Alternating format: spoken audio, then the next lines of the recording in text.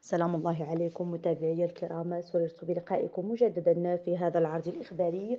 وهذا أبرز عنوانه: تعديل وزاري يلوح في الأفق لمنح الحكومة دفعة جديدة وسط تحضيرات لكأسي إفريقيا والعالم. لكن قبل الشروع في التفاصيل، لا تنسوا الإعجاب بالفيديو والاشتراك في القناة والضغط على زر الجرس ليصلكم كل جديد الأخبار المغربية.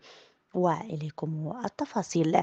لم تخفي مصادر من الأغلبية الحكومية على هامش افتتاح الدورة الخريفية اقتراب إجراء تعديل وزاري باتت الحكومة في حاجة ملحة إليه، على الرغم من قصر مدة عملها، وذلك بهدف إعطائها نفسا جديدا.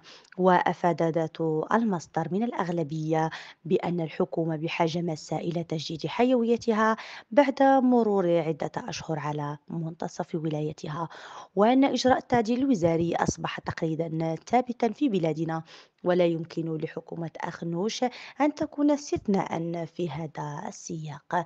وأشار ذات المصدر إلى أن هناك العديد من التطورات التي تتطلب ليس فقط تعديلا في الأسماء والحقائب الوزارية، بل يتطلب الأمر أيضا إعادة النظر في التشكيلة الحكومية برمتها، وما سيتتبع ذلك بمراجعة.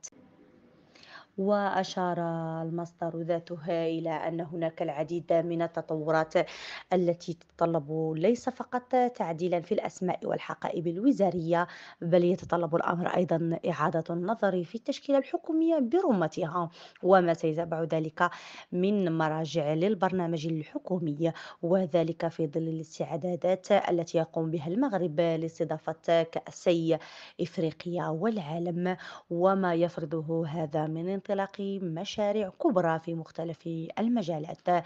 دمتم في رعاية الله، وإلى اللقاء.